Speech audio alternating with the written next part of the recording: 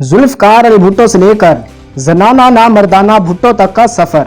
भुट्टो आज भी जिंदा हैं, ये बात तो आप सभी ने सुन रखी होगी, मगर असल आदमी यानी जुल्फकार अली भुट्टो और उनके खानदान की जिंदगी के मुतालिक नाकाबिले यकीन हकाइक आज की वीडियो में पेश किए जाएंगे।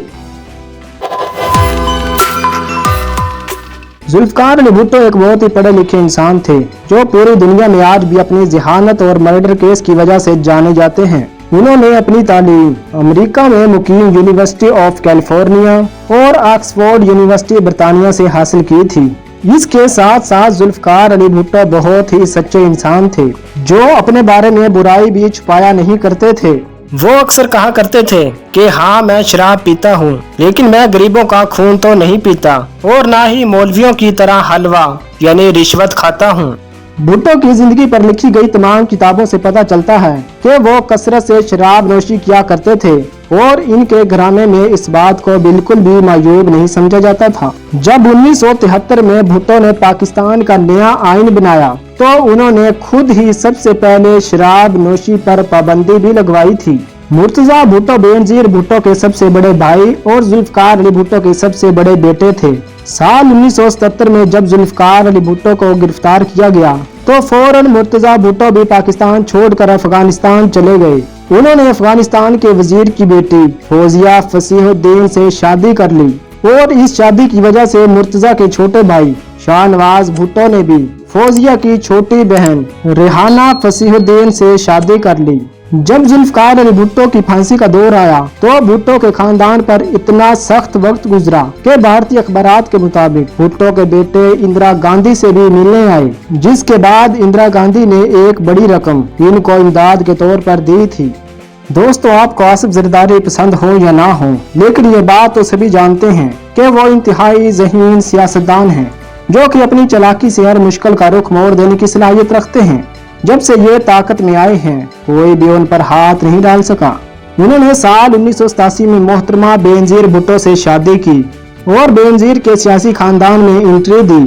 अगले ही साल बेनजीर पाकिस्तान और पूरी उम्मत मुसलिमा की पहली खातून वजीर आजम बन गयी। जरदारी ने तेजी से सियासत में तरक्की की। वो बहुत जल्द अपनी बीवी की वजह से एक ताकतवर सीट पर विराजमान हो चुके थे। इन दोनों पर शुरू से ही करप्शन के इल्जामात लगते रहे। मीडिया में जरदारी का नाम मिस्टर 10% रख दिया गया। ये मुल्क में होने वाले हर तरक्याती काम में अपना 10% हिस्सा रख लेते हैं। इसी वजह से पीपल्स पार्टी का नाम बहुत बदनाम भी हुआ। साल 1996 में आसिफ अली जरदारी पर मुर्तजा भुट्टो के कत्ल का इल्जाम भी लगा, लेकिन जरदारी हमेशा इंसाफ के कटहरे से बचते रहे। सितंबर 2007 को बेनजीर भुट्टो को भी कत्ल कर दिया गया। इसके बाद आसिफ अली जरदारी 5 साल तक मुल्क के सदर रहे।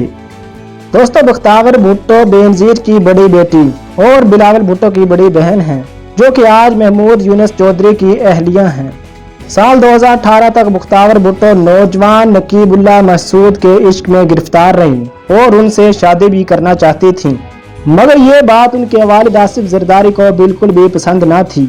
13 जनवरी 2018 को कराची की पुलिस ने जाली मुकाबले में नकीबुल्लाह महसूद और इनके साथियों को कत्ल कर दिया। पुलिस का कहना था कि हमें पता चला था कि इनका ताल्लुक तहरीके तालिबान पाकिस्तान से है। ये कत्ल सिंध की पुलिस SSP कराची रऊ अनवार ने करवाया था। रऊ अनवार को इस वाक़े के बाद नौकरी से निकाल दिया गया था और इन पर एक मुकदमा चलाया गया, जबकि बाद में इनको हर तरह के इल्जामात से बरी भी कर दिया गया था। नकीबुल्लाह महसूद का कत्ल किसने करवाया और मुर्तजा भुट्टो का कत्ल किसने किया, आपकी क्या राय है कमेंट में लाजमी बताएं। दोस्तों, जिस जगह शेख रशीद का जिक्र होगा वहां बिलावल भुट्टो का जिक्र भी जरूर मिलेगा। पाकिस्तान के ज्यादातर लोगों के मुताबिक बिलावल भुट्टो की 35 साल उम्र होने के बावजूद शादी ना होने की भी सबसे बड़ी वजह यही है कि उनका शुमार मर्दों में होता है ना औरतों में होता है। याद रहे कि बिलावल भुट्टो जुल्फकार अली भुट्टो के नवासे हैं। वीडियो अच्छी लगी है तो वीडियो को लाइक कर दें और चैनल को सब्सक्राइब कर दें। शुक्रिया।